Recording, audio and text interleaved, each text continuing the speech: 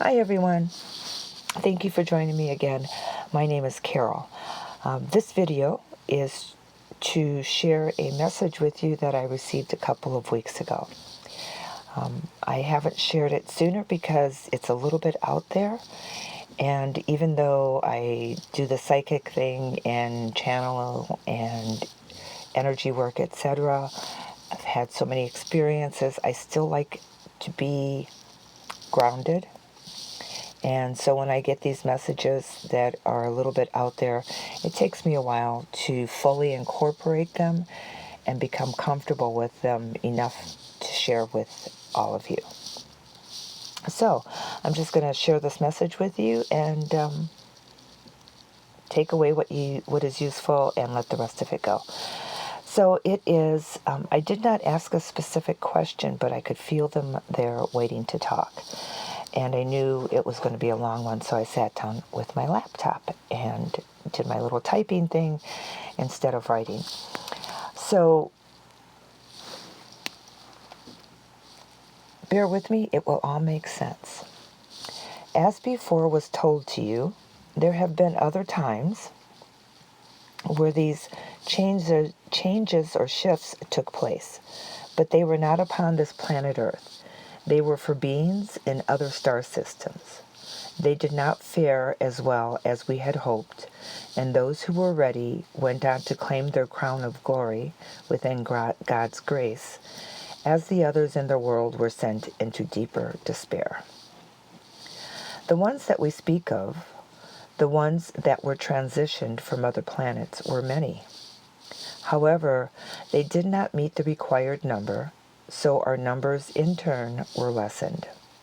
The calling is in order to keep our numbers high so that we may continue to help those in other systems to awaken to their divine heritage, as is the right of all beings everywhere. None are excluded, but not all are ready. Many will have to undergo many more lifetimes here and abroad in order to earn their way through to the mind of one. We take this time to share this with you because we know you have been thinking of this question. What happens with the 13th hour and the rapture? Where does one go? And what happens to the physical body? We shall do our best to answer your internal questions in connection to the final stages of life on this earth. They refer to it as my internal questions because I never voiced the questions out loud, nor did I write them down. But our connection allowed them to know that these questions, these musings were on my mind.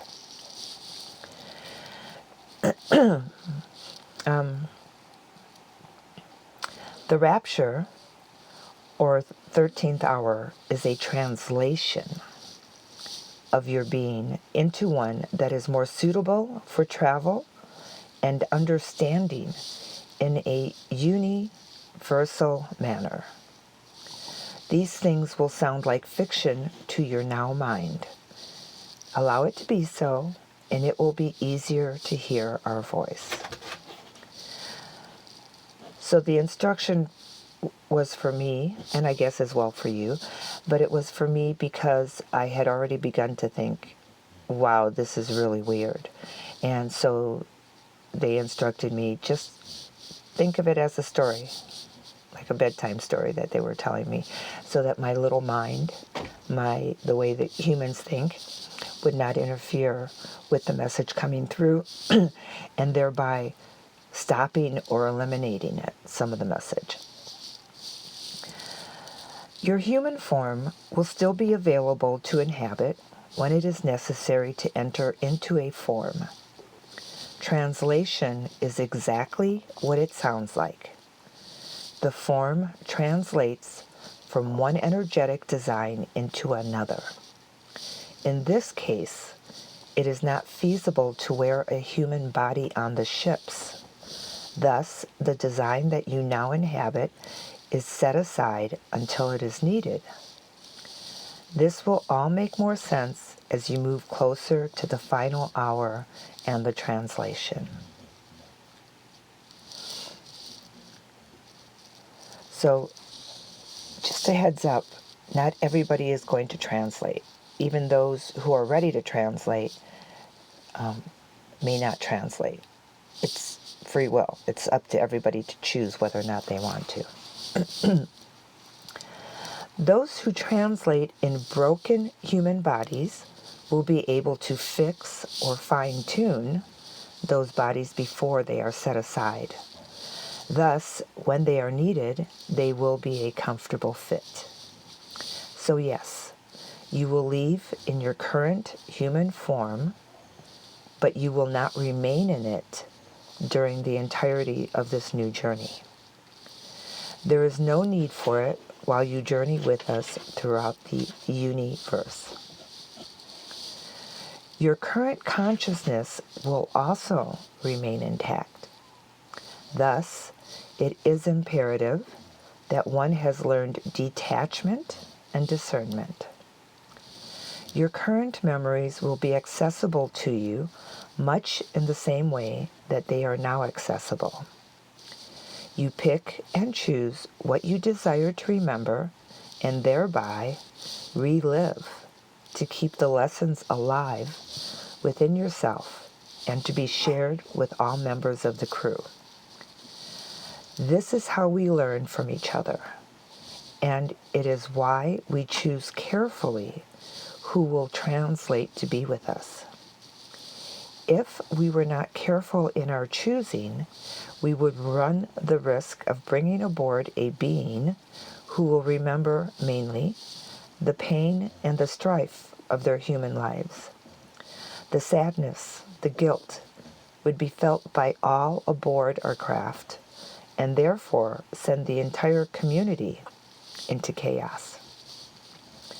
Thus it is said that many are called and few are chosen. Once the call is heard and felt, each individual begins their journey within to see if they can incorporate the lessons of truth within themselves to the point of thinking that they are free of life and consequences. When you are transitioning into Godhood, that's with a small g, the desire to free all is commonplace and must be resisted. For there are those who will not find comfort in freedom when not chosen for themselves. Therefore, we allow all to choose for themselves what it is that they will experience. And their choices may be changed at any point in their journey to fit their comfort level. We are not those who founded the earth. We are those who have watched for many eons as the life upon this planet and others became awakened to their godhood. We found favor with humans because of their curiosity and desire to merge with the one who birthed all life into existence in this universe. We are those who have followed mankind throughout the millennia as they grew from children to adulthood. There have been other times in which we found those who were ready, and we took them as they desired. I then ask, what is the difference between going with you and choosing to stay on earth and experience the fifth dimensional heaven on earth? Would choosing to stay be a regret later in life? Their answer, if one is content in being the teacher with few who understand as they do, then there would be little to no regret, although there may be moments of loneliness. Translating means moving closer to the truth of God's eternal grace. Yet, as one moves closer to this truth, there are fewer moments of emotional ecstasy as humans have become accustomed to experiencing. Translating also means that one is more inclined towards group thought. This means that the ego identity is diminished to a point of almost non-existence. That identity is still there, but only accessed occasionally and not lived in on a regular basis. There is a moment of acclimation wherein one undergoes reprogramming of a sort in order to help the individual identity to finish letting go of minor fears that are still left over from their human experience. To be clear, you do not lose your identity. It simply takes a back seat for major periods of time so that it is less obtrusive. We are here, we are now. You need only seek us, and we shall answer. Be well in God's highest grace. We are one. So they felt me tiring, so they ended that there. Bright and early the next morning, they were ready to continue. Good day. We are here, we are now. And they're continuing where they left off. Group thought is a merger of personal truths that are experienced throughout incarnations. So, let me reread that. Group thought is a merger of personal truths experienced throughout individual carnations. It is what enables us to communicate at a level where one may put an identity to our sharings. In your reality on Earth, it would likely be considered the seventh dimension. So when they say that it allows them to communicate at a level where one can put an identity to their sharings, what they're referring to is that, like when I get my messages from the Council of Nine, or the Melchizedeks, it's a feeling, but it does not feel like there is an actual identity to it. It feels like the group mind actually feels like one mind. So that's what they're referring to when they say that it enables them to communicate at a level where I can put an identity to them. In your reality on Earth, it would likely be considered the seventh dimension. Fifth dimensional vibratory life would be when humanity begins to actually live the higher vibrational thoughts and learn how group thought works. They learn how one person's thoughts will impact others, and they begin to eradicate the negative thoughts and emotions so as to keep the community safe and abundant. Sixth dimensional vibratory life is where the people have grasped the ways of group thought and are able to experience life on Earth as a peaceful community in grace. Much time is spent out of body in order to acclimate to the next level of vibratory existence, which is what you may refer to as seventh dimensional vibrational life. 6D, as you may call it, is much like when life was first seeded here in the vast and deep waters. You spent much of your time as a species in physical bodies that were held buoyantly in the waters, which enabled you to leave the physical body in order to continue your in order to commune in spirit, energetically and etherically. You returned to your bodies to continue your physical experience, and then, again later, met in the ethers to share those physical experiences. This mode of sharing allows one to gain vast amounts of experience in one lifetime. This is because the sharing occurs at a level where you are one, meaning that the experiences shared are as if you have experienced them yourself in your own physical body. One moment. Okay, sorry about that. So to continue, they then go into 5D, what 6D was, and now 5D. In 5D, you still spend most of your time in the physical realm, communing as one only occasionally. In 6D, you spend more time in the etheric realms, communing as one than you do in the physical realms. In 7D, very little time is spent in the physical realms. Nearly all experiences in the physical realms are to assist others in the physical realms to understand the mass consciousness of being one. Thus, translating to 7D and bypassing 5D and 6D requires a moment of reprogramming in order to assist your thought mind to adjust to the change in latitudinal thinking. It is meant to assist the little mind to let go of the earthly ego thoughts of separation. In 5D and 6D, one has the opportunity to complete their human experience gradually, letting go of attachments to ego and the emotional mind little by little. This allows them the ability to experience full joy of mastery over emotions, which in turn leads to the experience of heaven on earth as a creator of their own realities. One chooses the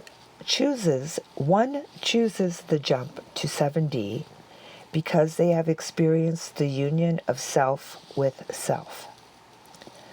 Their choice is made out of a desire to become more complete, to retain the vastness of identity as one through the experiences of many.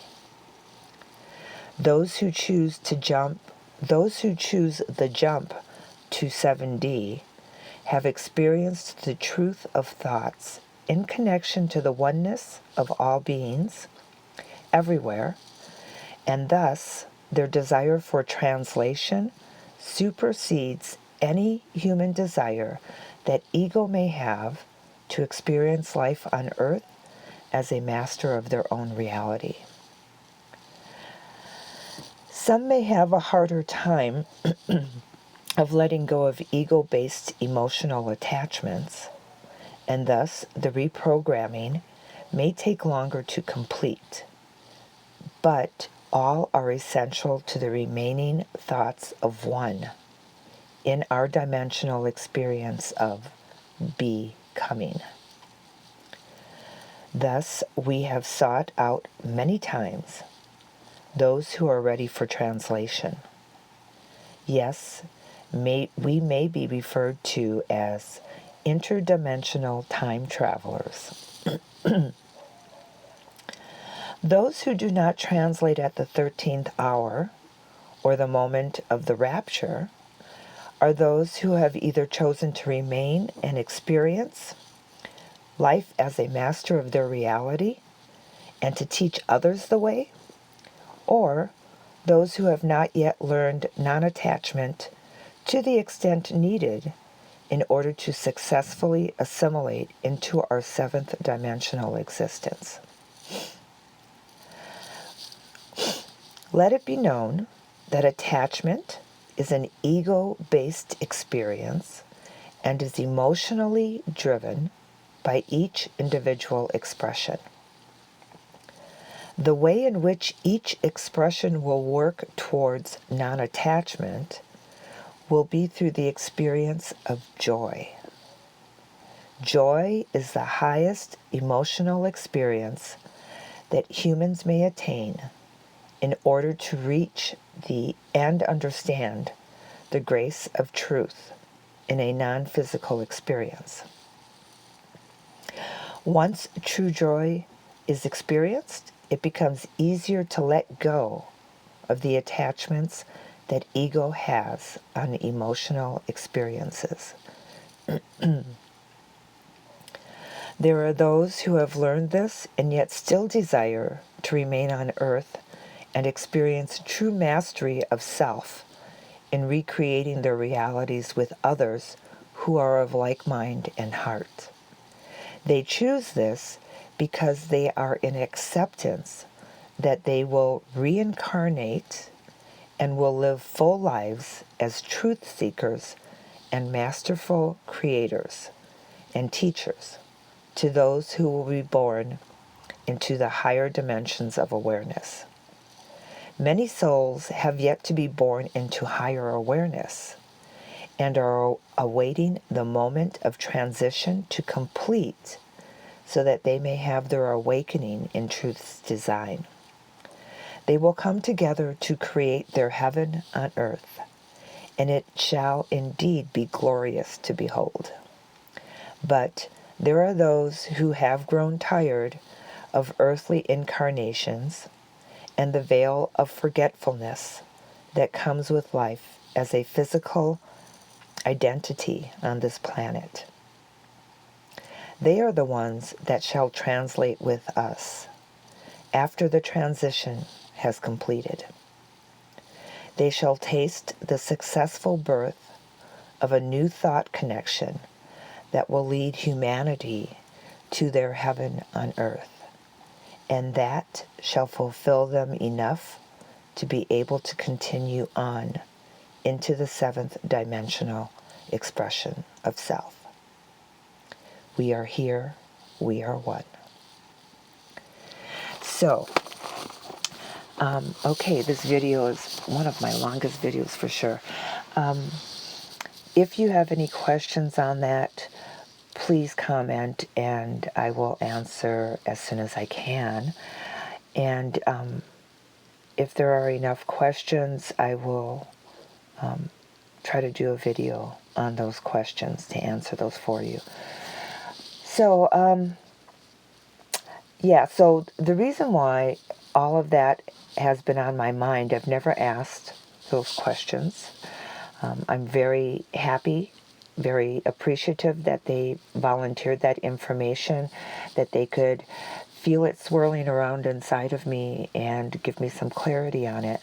And the reason why the rapture and the 13th hour has been swirling around inside of me is because 30 years ago, I received a dream vision. So in other words, a dream vision for me is a dream where I know that my body is in bed sleeping. So it's like maybe an out-of-body experience or whatever. But so anyhow, I was visited by beings in a spacecraft. And now, mind you, my physical body is asleep in bed, okay? So I was visited by beings in a spacecraft, and they offered me the opportunity to leave at the 13th hour. This is 30 plus years ago. So for 30 years, I have been trying to figure out and understand what the 13th hour was, and how it would happen if I accepted their invitation to leave. So anyhow, so that's what they were doing. They were answering that question for me, letting me know how that would happen, how it would work, what it would look like, and feel like, how it would be. Some of you may actually have had a visit yourself. So if you feel like you've had a visit, then you probably have, because what I was told 30 plus years ago when they visited me was that if one did not accept the invitation, then the invitation would probably not be remembered. And if it was remembered, then it would probably feel as if it was just a vague memory or dream. Okay, time is up. Love you all. Have a great day. Bye.